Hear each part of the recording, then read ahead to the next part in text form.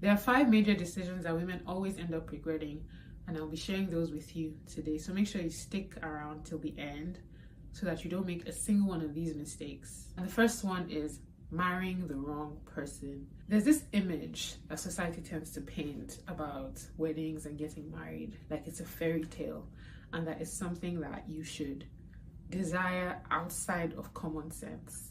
It's dangerous to approach marriage and weddings like a fairy tale instead of the major life-altering decision that it is.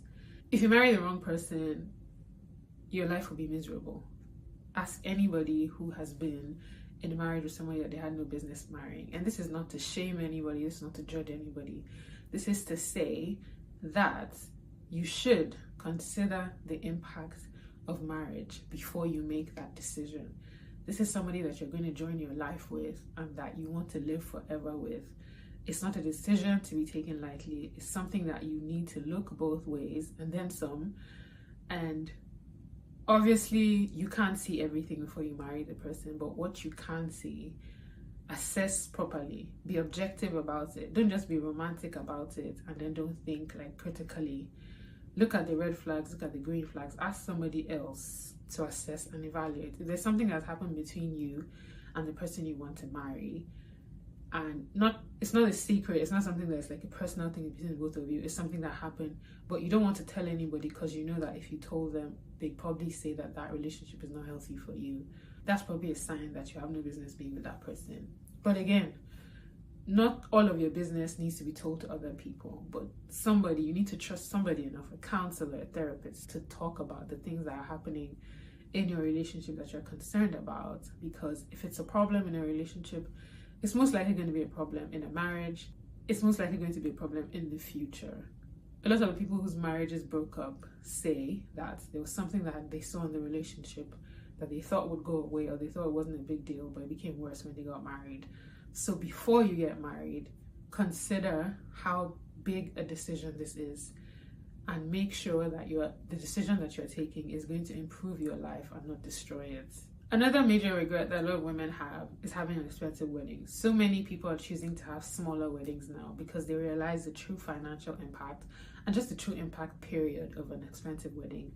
A wedding that you cannot afford will come back to bite you in the butt, most definitely, because you're starting a life together, and a life as a married couple is going to be more expensive. You're going to need to put together your home. There's a lot that you're going to need to do, and there are new realities that you have to deal with as a married couple. And honestly, it just helps to have money in the bank, something to fall back on.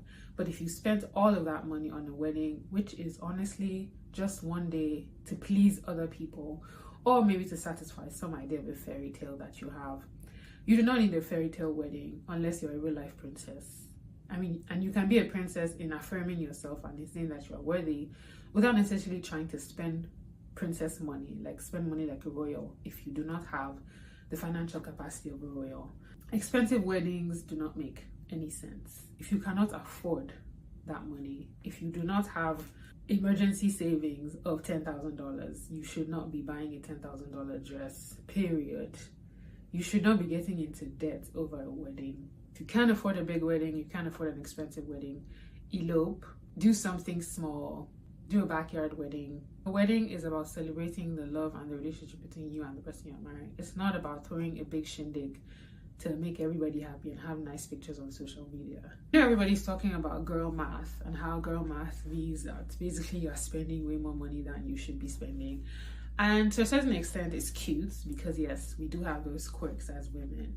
But honestly, we need to be saving more money.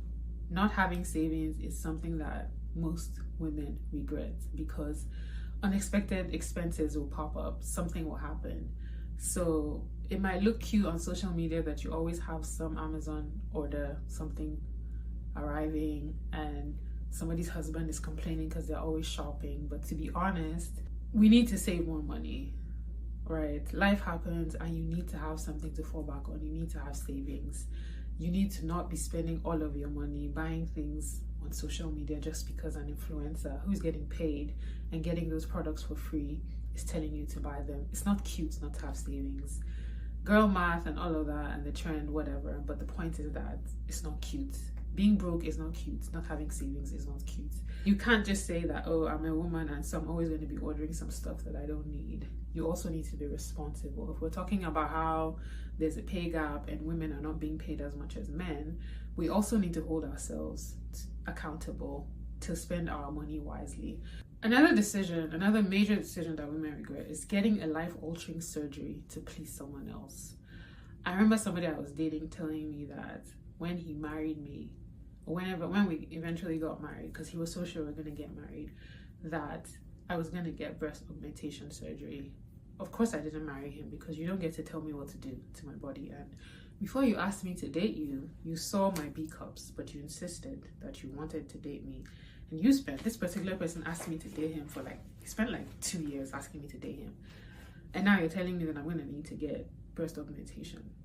If I ever make that decision, it will not be because of you. And so I'm saying to you today, if you decide that you want to get life-altering surgery for whatever reason, let it be for you. Don't do it because, you want to get a BBL because you think you'll be more attractive to men. That's dumb. I'm sorry to say, it is a very dumb thing, because the same man that you got that BBL for will suddenly tell you that now he wants somebody who has a real bum or a real butt, or he likes skinny girls now. It's such a dangerous decision to take. Even if you're taking it for yourself, it's bad enough. But that you want to do it for a human being who's here one day and probably gone the next. I think there's this idea, and it's because of this picture that society has painted of women who have big butts or have hourglass figures, that being considered sexually attractive all the time is a good thing. It's not. I know for a fact that having a big butt attracts a lot of attention to you that you don't want to have. And if you thrive off that attention all the time, if you enjoy men just ogling you and looking at your butts and wanting to sleep with you, that's the problem. That's a sign of low self-esteem, because you're a person of value and of worth. There's other things that you are able to do in life than have sex. So there should be more to you than just being sexually attractive. And if you're going to alter your appearance just because you want men to like you more, that's the problem. That's low self-esteem right there. And it's always going to end up in regret, because the thing that you're trying to change is not going to get the results that you think it will have. And the final decision that women almost always regret is the decision to stay in a toxic relationship.